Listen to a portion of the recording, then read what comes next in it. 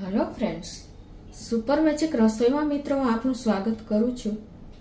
આજે હું આપણે કુદરતી કે કેમિકલથી કેરી પાકેલી છે કે નહીં એ જાણવાની રીત, અને બીજું કે તમે કેરી લેવા જાઓ ત્યારે શું શું બાબત ધ્યાનમાં રાખવાની એના વિશે થોડીક માહિતી આપું છું.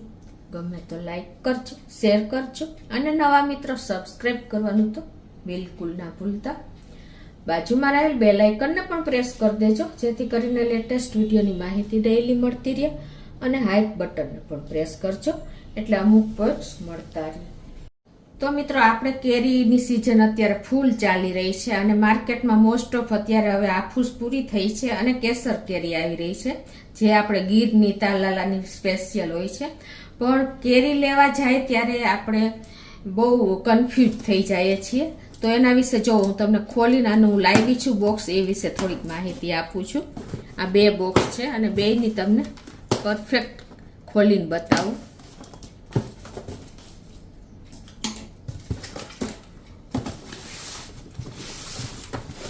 કે મિત્રો, આપણે જો માર્કેટમાં કેરી લેવા જઈએ ને ત્યારે આ રીતનું આપણે મીડિયમ ફળ શોધવાનું છે. બહુ આપણે મોટું જમ્બો ફળ પણ નથી લેવાનું, કેમ કે મીડિયમ હોય છે ને, નેચરલી એકદમ મીઠી કેરી થાય છે. અને માર્કેટમાંથી આપણે કેરી લઈ આવીએ ને ત્યારે બીજું શું ધ્યાન રાખવાનું કે આવી રીતે જો આપણે કાચી કેરી બને ત્યાં સુધી ચૂઝ કરવામાં શું ધ્યાન રાખવાનું, પકવેલી કેરી ક્યારેય નહીં લેવાની, કેમ કે પાકેલી કેરી હોય ને એ કાર્બાઇડથી પાકેલી હોય છે. તો કેરી લેવા જાય ને ત્યારે જો પેલું ધ્યાન એ રાખવાનું કે આપણે આ ડંઠલ હોય ને એ સેજ આમ બેસેલી અંદર પોચી હોવી જોઈએ, તો ઈ કેરી તમારે પાકશે. આમ ઉપસેલી ડંઠલ હશે ને તો ઈ કેરી કાચી જ ઝાડવેથી તોડેલી છે અને ક્યારેય તમારે પાકશે નહીં, બગડી જશે પણ તમારે ઇવનલી સરસ ખાઈ શકો ને એવી નહીં પાકે. એટલે આ ડંઠલનો ભાગ તમારે સેજ સોફ્ટ હોય અને અંદર બેસેલો હોય, ઉપસેલો ન હોય, ઈ ખાસ કેરીમાં જોવાનું હોય છે. જો ઉપસેલો હશે તો ઈ કેરી તમારે લાંબો સમય સુધી પાકશે નહીં અને તમારે છેલ્લે સુધી તમે કેરી વગરના રહેશો. અને બીજું કે કેરી લેવા જાઓ ને ત્યારે જો આવી ટપકી પડેલી હોય છે, અને આપણે આ ટપકી પડેલી હોય એટલે કે એના છિદ્રો મોટા થઈ ગયેલા હોય છે, એ કેરી તમારે પાકી જશે. જો ખાલી એની ડિઝાઇન બેસેલી રહેશે ને ટપકીની તો એ કેરી તમારે લાંબો સમય થશે ને તો પાકશે નહીં અને બગડવાના ચાન્સીસ રહેશે. એટલે ખાસ એ પણ તમારે નોટ કરવાનું છે કેરી કાચી કેરી લ્યો ને ત્યારે, કે ઝાડવેથી પાકેલી હોય અને એમાં ટપકીની ડિઝાઇન બેસી ગયેલી હોય આવી રીતે, એટલે કે એના છિદ્રો મોટા થઈ ગયેલા હોય ને એવી લેવાની છે. એની ખાલી ડિઝાઇન બેસી ગઈ હોય ને એવી કેરી તમારે પાકતા બહુ ટાઈમ લાગશે. અને ત્રીજું કે જે કેરી લેશો ને એનો કલર આવી રીતે નેચરલી સેજ પીળાશ જેવો લાગશે, અને કાચી હશે ને એકદમ કાચો લીલો કલર લાગશે. તો એકદમ લીલી કલર હશે ને એ કેરી તમારે જલ્દી નહીં પાકે, કેમ કે આંબેથી જ હજી એમાં બેઠી ન હોય, કાચી લઈ લીધી હોય. પણ જો આવી ટપકી પડેલી હોય, પીળો સેજ કલર થઈ ગયેલો હોય તો એ કેરી તમારે પાકશે. તો આવી નાના નાના પોઈન્ટ તમે ધ્યાનમાં રાખશો ને તો તમને ખ્યાલ આવી જશે કે આ કેરી પાકતા તમારે કોઈ ટાઈમ નહીં લાગે. જો આ બધી જ કેરી એવી છે કે આને સેજ પીળો કલર આવી ગયો છે અને ટપકી પણ પડી ગઈ છે, એટલે કે મોટા દાણા થઈ ગયા છે. હવે પછી તમને બતાવું, બીજું બોક્સ પણ તમને બતાવી દઉં. જો આમાં આ તમે પસ્તીથી ને એટલે કે કાગળથી જ પાકેલી કેરી છે. આ મેં પેલા બોક્સ ઘરે લઈ લીધું હતું. તો આ કેરી જુઓ, તમારે જે કાર્બાઇડથી પકવેલી હશે ને એ કેરી મિત્રો તમારે શું થશે કે એકદમ પીળી સાઈન મારતી કેરી થઈ ગઈ હશે, ઇવનલી પાકી ગઈ હશે. અને જે તમે કાર્બાઇડ વગર એટલે કે નેચરલી રીતે આવી રીતે છાપામાં મૂકીને અને પકાવી હશે ને તો એ જો અનઇવનલી પીળી થઈ હશે, ક્યાંક લીલી હશે, ક્યાંક પીળી હશે, એટલે આવી રીતે પાકેલી હશે. જે તમે કાર્બાઇડથી હશે ને એની એકદમ સાઈન હશે અને આખી તમારે ઓરેન્જ થઈ ગઈ હશે. અને નેચરલી રીતે પાકે ને એ કેરી તમે જુઓ, ક્યાંક લીલી હશે, ક્યાંક પીળી હશે. તો આ આપણે નેચરલી રીતે પાકેલી કેરી છે મિત્રો, એટલે ખાસ તમને એ પણ ખ્યાલ આવી જશે. અને બીજું મિત્રો, જો એકદમ આવી રીતે નેચરલી પાકેલી હશે ને તો આ એનો રસ હશે. કેરી તોડી હોય ને ત્યારે રસ છૂટો પડ્યો એ આ એનો નેચરલી ડાઘ છે. અને કુદરતી રીતે આ રીતે થઈ ગયેલો હોય છે.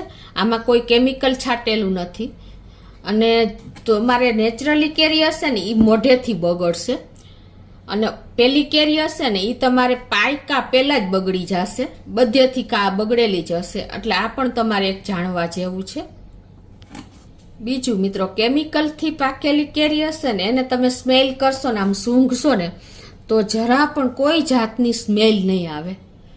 એ ઉપરથી પણ તમને ખ્યાલ આવી જશે. અને નેચરલી રીતે એટલે કે કુદરતી રીતે પાકેલી કેરી હશે ને એ કેરી તમે આમ સ્મેલ કરશો ને એટલે કે નાકે અડાડશો ને તો દૂરથી તમને એની સ્મેલ આવશે. કેરીની એટલી મીઠી કે સુગંધ આવશે ને કે એ કેરી એકદમ મીઠી જ નીકળશે.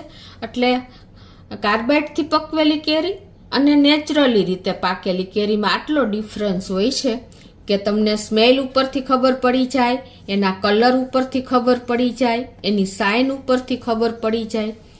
એટલે તમે કેરી લેવા જાઓ ને ત્યારે હંમેશા કાચી કેરી લેવાની. કાચી કેરીમાં પણ મેં તમને પોઈન્ટ્સ બતાવ્યા એમ ટપકા પડેલી આવી કેરી લેવાની. કેમ કે આ કેરી મોટા ટપકા હોય છે. જે ઓલી ખાલી ડિઝાઇન બેઠી હોય ને એ કેરી પાકતા બહુ વાર લાગશે. આવા મોટા ટપકા થઈ ગયા હોય ને તો એને કોઈ પાકતા ટાઈમ નથી લાગતો મિત્રો.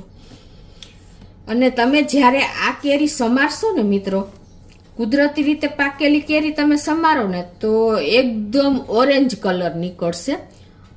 અને કાર્બાઇડથી પાકેલી કેરી હશે ને એ આખી પીળી થઈ ગઈ હશે. અને સમારશો ને તો અંદરથી પીળો કલર એટલે કે બોર્ડર ઉપર પાકેલી હશે ને વચ્ચે પીળી હશે.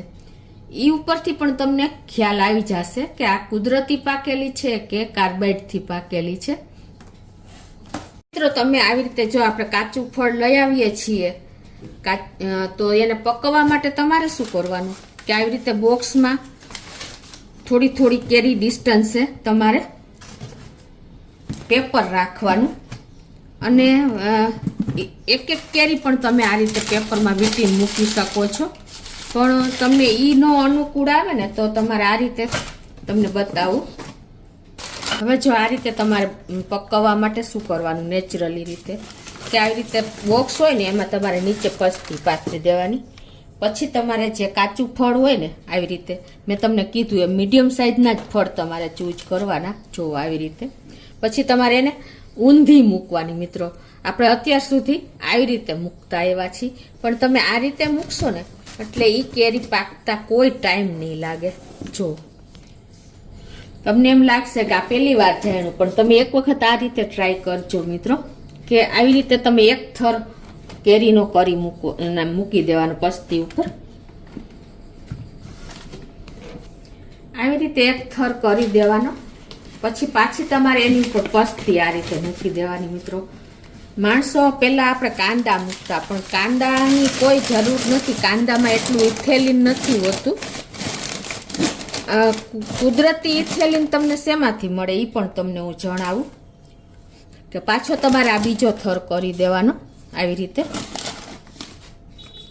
હવે જો આ રીતે આપણે બીજો થર થઈ ગયો પછી એની માથે પાછી આપણે પસ્તી મૂકી દેવાની. મિત્રો આ રીતે જો તમે આ રીતે પેક કરી દેશો ને અને અંદર બોક્સમાં હવા ન જ આવી જોઈએ, આ રીતે તમે કેરી લાવીને ઘરે અને આ રીતે પેક કરીને પકવશો ને તો આ કેરી એકદમ મીઠી થશે.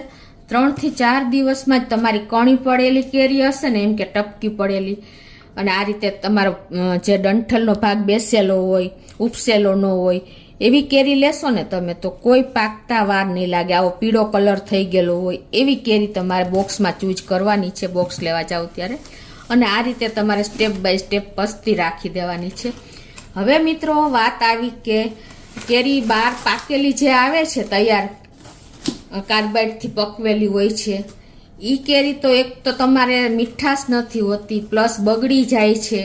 એને તમે સમારો તો એકદમ અંદરથી પીળી નીકળે છે, ખાટી નીકળે છે. પણ કુદરતી કેરી પાકેલી હોય ને મીઠી એટલી હશે અને આવી ગ્રીન હશે ને ત્યાં જ તમે એને સમારશો ને. જો આ ઇવનલી નથી પાકેલી, નથી સાઈન મારતી, ઉપર પીળી થઈ ગઈ છે, નીચે સેજ, તો પણ આ કેરી પાકેલી છે. મિત્રો માર્કેટમાં કેમ આપણે રાસાયણિક ઇથિલિન વાપરે છે, એટલે કે કેમિકલ વાળું ઇથિલિન છાંટીને અને કેરીને પકવે છે. તો એ આપણા હેલ્થ માટે બહુ ખરાબ છે. અને આપણે નેચરલી ઇથિલિન કઈ રીતે મળે ને એ તમને જાણવું હોય ને તો મિત્રો તમારે, ઘણા લોકો કાંદા નાખે છે પણ કાંદામાં એટલું ઇથિલિન નથી છૂટતું. તો નેચરલી રીતે એકદમ વધારેમાં વધારે ઇથિલિન છે ને કેળામાં હોય છે. તો તમારે આવી રીતે કાચી કેરીને પકવવા માટે તમારે શું કરવાનું કે આવી રીતે તમારે કેળા મૂકી દેવાના. એમાં કેળામાં વધારેમાં વધારે ઇથિલિન કેળા છોડે છે.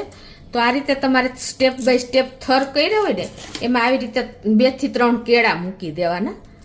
એટલે તમારી કેરી પાકતા કોઈ ટાઈમ નહીં લાગે મિત્રો. એકવાર ટ્રાય કરજો આ રીતે.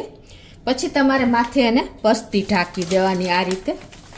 એટલે આ નેચરલી ઇથિલિન તમારે કેરીને પકવશે એટલે કેરીની મીઠાશ તમે આંગળા ચાટતા રહી જાઓ ને એવી મીઠી કેરી બનશે મિત્રો. આ એક પણ તમારે નવું જાણવા જેવું છે. તો આ રીતે તમે ખાસ કેરીને પકવજો. હવે મિત્રો જો તમારે કાર્બાઇડથી પકવેલી કેરી હશે ને તો આ રીતે એને ઉપર અનઇવનલી એટલે કે આવા ધબ્બા ખરાબ થઈ ગયેલી હશે, કેમ કે કાર્બાઇડની ગરમીથી એનું સ્ટ્રક્ચર આખું પોચું થઈ ગયું હોય છે. અને તમે કાર્બાઇડથી પકવેલી કેરી છે ને એ જાણવું હોય ને તો તમારે શું કરવાનું કે ઉપર આ રીતે લીંબુ લગાવવાનું.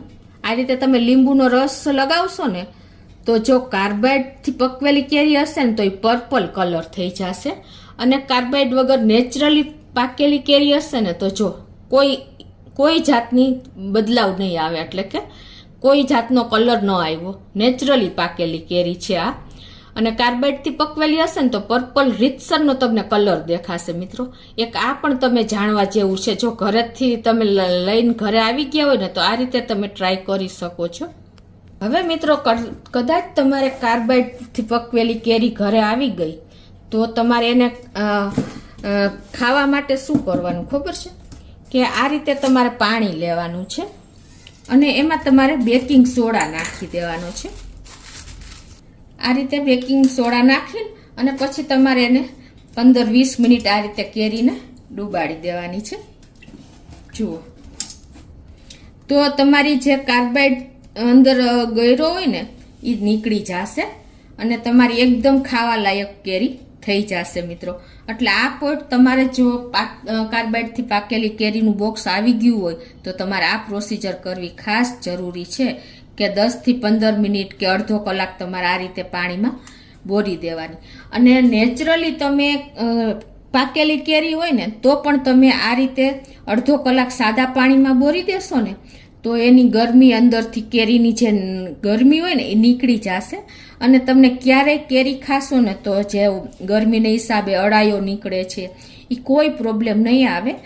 તો આ રીતે પણ તમારે નેચરલી કેરી હોય ને તો પણ તમારે અડધો કલાક કે 15 મિનિટ તમારે પાણીમાં ડુબાડી રાખવાની, પછી જ એનો ઉપયોગ કરવાનો છે.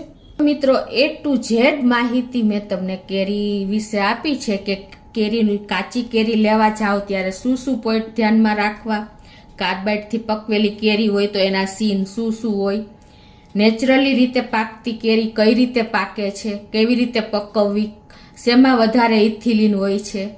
અને આ રીતે તમે ઘરે પકવેલી કેરી તમે સ્મેલ કરશો તો ખ્યાલ આવી જશે. બધા જ પોઈન્ટ મેં તમને આજે શેર કર્યા છે. તો તમને અત્યારે ફૂલ સિઝન કેરીની છે તો ઉપયોગી થશે મિત્રો. ગમે તો લાઈક કરજો, શેર કરજો અને નવા મિત્રો સબસ્ક્રાઈબ કરવાનું તો બિલકુલ ના ભૂલતા.